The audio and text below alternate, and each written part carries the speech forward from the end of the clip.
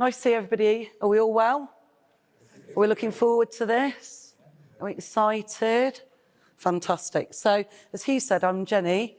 I'm the lead officer for Cornwall and the Isles of Scilly for the National Lottery Community Fund. I've been around a bit, so some of you have probably met me before. Apologies if I'm going to repeat information that you've heard from me before. But we launched a new strategy to 2030. We haven't quite gone live externally with it. So it is business as usual with the community fund. So that's what I'm going to talk to you about today. So who are we? Just in case, well, we're not Heritage. Heritage are here. You'll hear from them later. We're not Sport England. We're not the Arts Council. We're the community fund. And when we talk about community, it's very, very broad. The funding we get and the other lottery distributors comes from the sale of National Lottery ticket sales. Why am I flagging that? For some people, we're not the right funder for them because the proceeds we get to give out in good causes money, essentially you could class as coming from a form of gambling, with it being ticket sales. But more about what it is we're actually trying to achieve. We've got three main programme priorities. You'll see them up on the slide. Just to let you know, you don't have to write loads of stuff down. The slide will be available to everybody who's signed up today, so you can have a good peruse of it after today, because you're probably going to be overwhelmed with lots of funder priorities. But our main aims, really, we're looking for ideas, activities, services, the things you provide for local people where you're based. We want to make sure that they're the ideas and activities that matter to them, that they want provided to make their lives better. We use our funding, and I'll talk a little bit more about the programmes we've got open at the moment in a minute. But also the role of a local officer like myself, and we've got Jodie at the back, and she'll be on our stand all day, is to try and work a little bit more relationally with applicants wherever we can, because we've heard time and time again the frustration or hearing from people about how confusing they find funder speak and, you know, a lot of the application processes. Our main thing is we want communities to be lively, active and diverse, and we want our funding to reach everybody. So we're very, very broad. We have two open funding programmes in England at the moment. National Lottery Awards for All, which is a small grant fund, and then we've got our Reaching Communities, which is a multi-year programme, and it also includes capital. Both of them do. But across both of those open funding opportunities, our current priorities remain activities that lead to people in communities developing stronger relationships with each other and other people. We want to invest in activities that create sustainable places and spaces. Really, really important in coastal and rural communities. Devon, Cornwall, you know, feel very peripheral. And sometimes in some parts of Cornwall and the Isles of Scilly, it's very hard, isn't it, to access what people might take for granted in larger urban areas. So sustaining places. And it's not only physical assets like coastal areas, parks, buildings, community centres, play areas. It's also online spaces for communities of interest. So if it's about bringing people together who've perhaps got a shared interest because they're neurodiverse, they're socially anxious, they struggle to go out into a physical place, but they're happy to connect in a different way.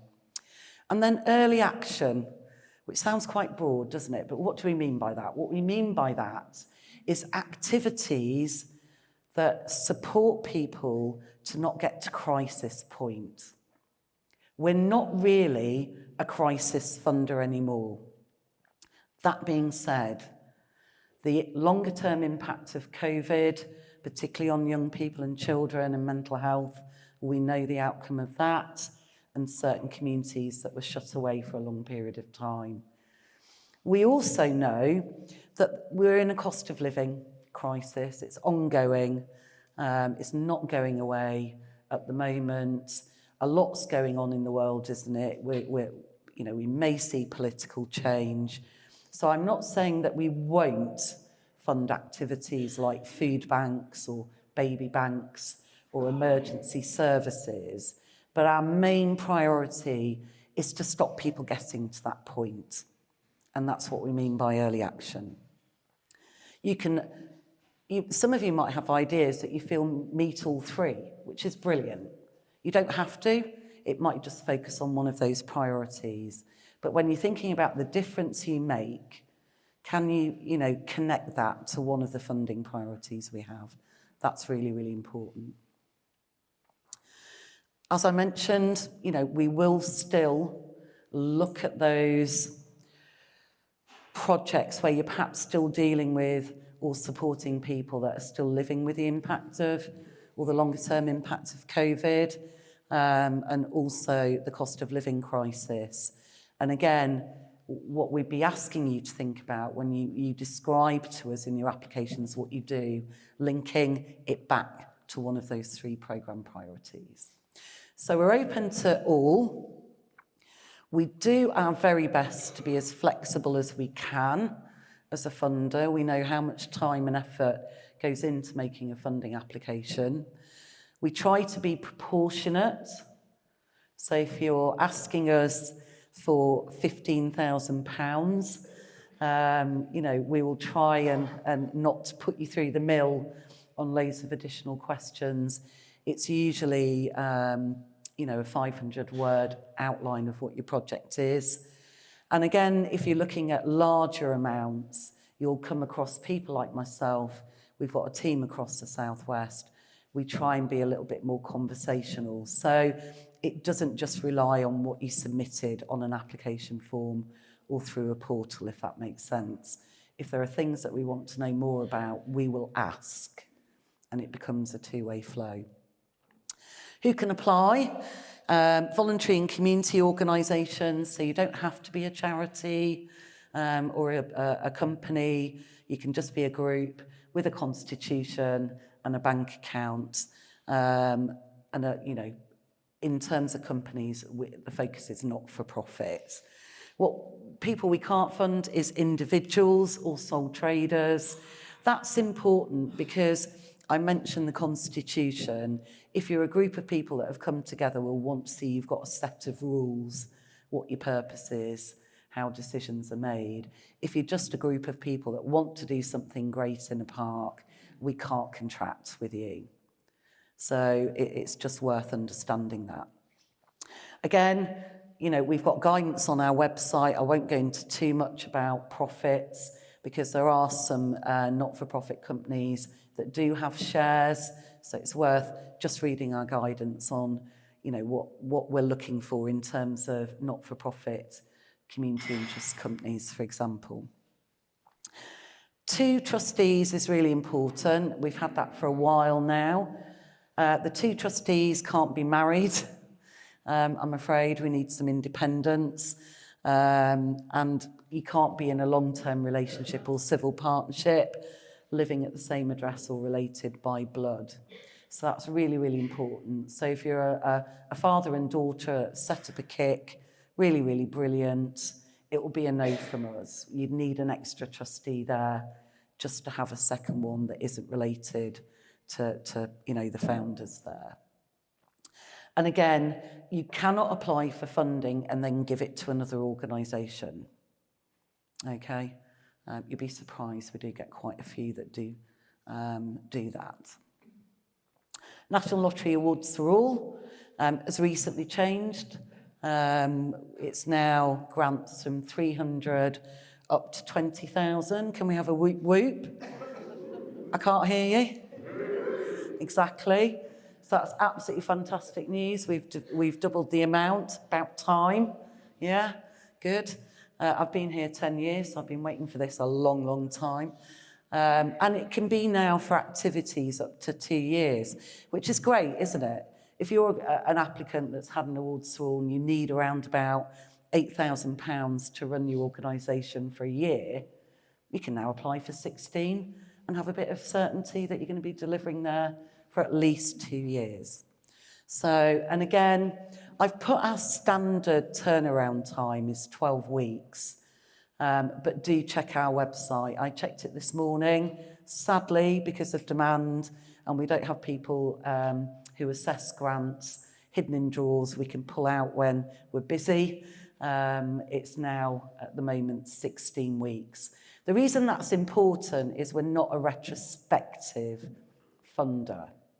So you can't apply and then think, okay, I'll get a decision in 4 months, but my fate or my theatre event is next week, I can claw that money back. You can only start to use the funding if you're awarded from the date that the grant is made. So that's really important. Turnaround times for a decision, plan them into what it is you're asking us, and to make sure you've got enough time. You apply in advance, particularly if you're doing events or activities that are date related.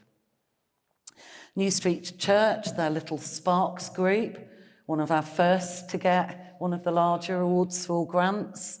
So they managed to get just under £19,000. And as you can see, the money will pay for staff, materials, toys, and a contribution to some of their heating and lighting costs. And that will support a parent and toddler group in Falmouth. What they do is they provide activities, games, toys, and support for families impacted by cost of living. And what they aim to do is bring families together and sort of make them feel part of the wider community. Popular one, reaching communities. I will say with Awards for All, currently they're still dealt with centrally in the Community Fund. We are one of the largest funders, and it's a team in Newcastle and Birmingham that assess those. But the local team do keep an eye on what's being awarded, what applications are being rejected, so we can think about how we can make things simpler for people if they are struggling to get the funding. Reaching communities has 2 strands. We've got what we call our standard strand, and we've got our partnership strand. Self-evident, but I will explain it. A standard grant is where a single organisation is applying for funding to do something that only they provide. You might buy in a yoga instructor and pay their invoice, but essentially it's your organisation delivering all of the activities. A partnership is where a group of organisations come together, and it relies on their different skills and strengths to come together to deliver a particular piece of work.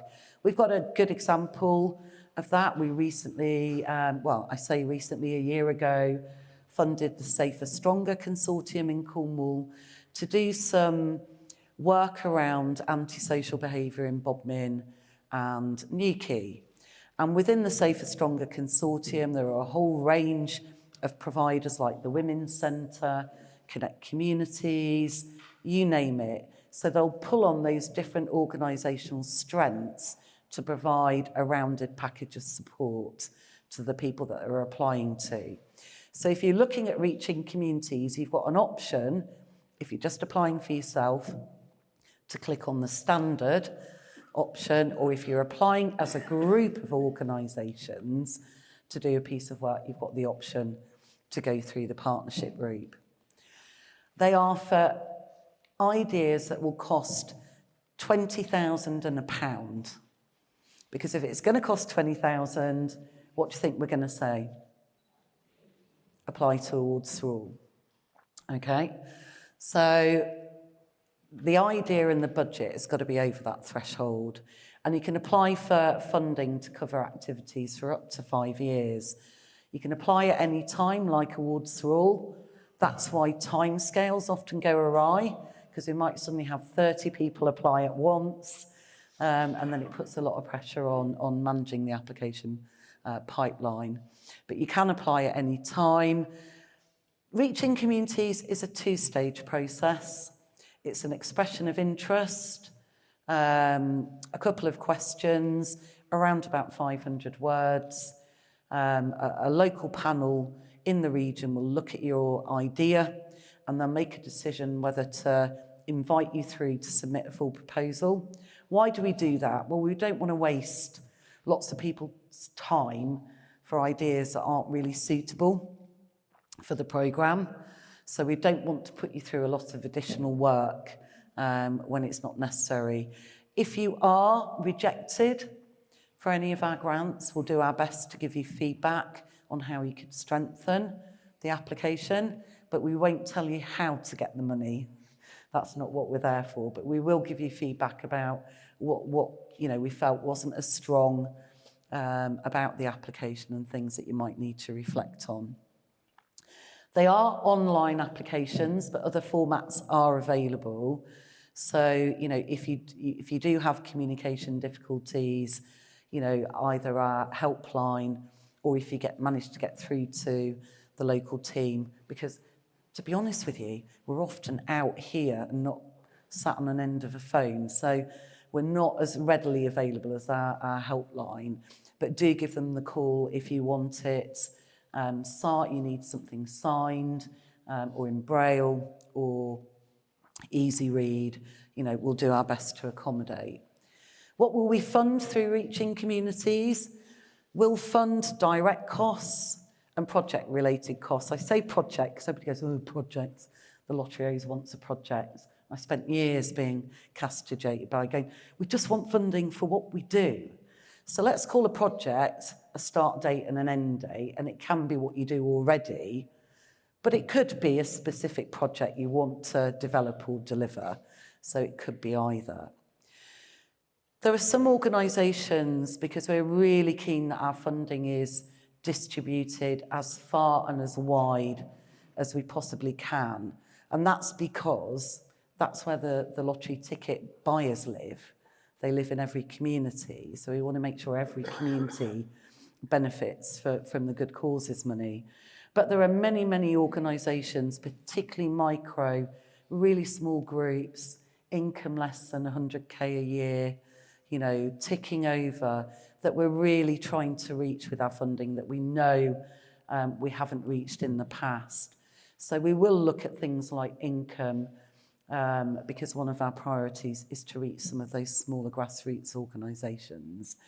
And with that, what we've found is that organisational development is something that we can help you with. So we can give part of the budget to help you perhaps learn a little bit about impact reporting, or you might think we need a bit more guidance around finance or HR if you're starting to employ staff.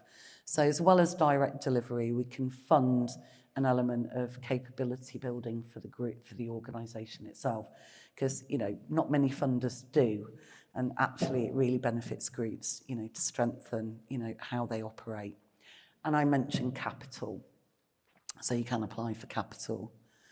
So we'll ask you on our application process what you do, what you'd like to do, what you're planning to do, where your work will happen. So that's not up a tree, but if you can say up a tree in Liscard, that would be fantastic. So we're clear about where it's happening, how you've involved the people you're going to help in shaping, the plans, how it fits with other activity going on in the local area. Believe me, Jodie and myself are pretty nosy.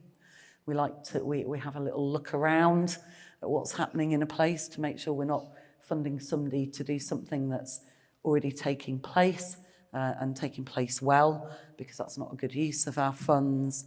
But the key thing is telling us who's going to benefit and the change, what difference you're going to make to them.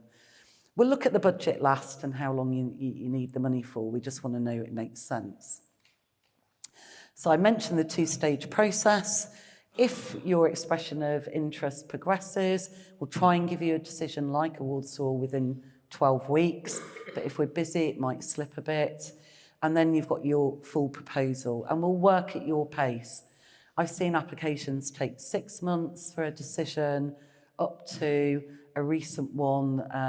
I'm not going to mention it because it's not gone external yet, but that's been 2.5 years, and that's a large capital project. Here's an example of one we've funded, the Active Looking project. They got just under 175 grand for 3 years. Their staff, obviously their costs are there. And what they're doing is providing a range of arts activities for people that might be struggling with anxiety and mental health. But they're also doing a little bit of what I call capability building with other organisations and supporting them with things like impact reporting and quite creative. So if you haven't heard of Make It Better or MITBA, do reach out to them. So I'm going to end with a bit of a logic model for you, and I call it the open door because everybody's got a front door to their project. It could be a front door to a building, a community bus, it could be an entrance to a park, and every door's different, isn't it? And this has really come out of trying to say to groups where a funder's focus is, because too often people try and say, this is what we want the money for, and then tell us all about what they're going to do with the money, and we're just not interested. Of course, we're interested in the money. We're going to give you a grant. What we're interested in is a really clear idea of who is coming through that front door. And too often in applications, groups say, well, we help everybody. Well, that doesn't really narrow it down. So when you're thinking about describing the people that you're working with, think about those that walk through that door the most often. I know you'll probably never turn anybody away, but it's really handy for a funder to have a very clear idea of who it is our activities are going to support. So this was a village hall, would you believe, that we worked through this open door exercise with. And so they were able to tell us that their main hall users were local residents, but mainly older people, children and young people. And quite often what those older people and children and young people were telling the village hall trustees was they lacked social contact, they were sitting at home, they weren't connecting with even their peers, and as a result, their confidence had dropped, they got low self-esteem, and it had a knock-on effect on their health and well-being. So that for me is a really clear idea. If I'm going to give you £1, I know who that pound is going to benefit, yeah? The next question is what? That's the other bit we want to know, because we have funded lots and lots of grants and we've got lots and lots of learning. And that learning is we know what works well for those particular people and those presenting issues. And in this village hall, they provided a community cafe, which was there for food and conversations. It was used for social, cultural, celebration events, birthdays, wakes. Is it a celebration? Maybe not. Community wellbeing activities, yoga, chair-based exercise, short mat bowls. And it was also a space that other people could hire and use. So maybe some of the groups in the room are quite used to using those community venues. So very clear idea of the who, very clear idea of what's being provided, and then you describe the difference that you make in your own words. And the village hall said, well, people tell us they feel less lonely, their confidence is improved, their health and their well-being's on the up, they've learnt some new things by going along to activities in the hall, and they feel better connected to the local community.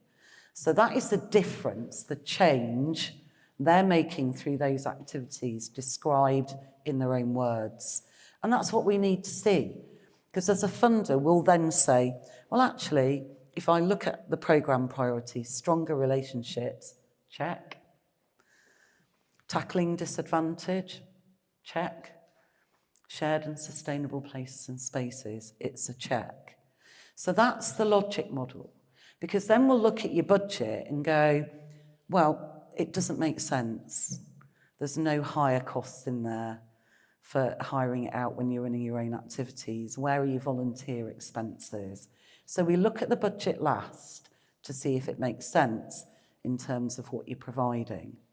So if you can think about the open door exercise, you know, I think you'll get that logic model that will work probably for any funder that you're looking to apply for.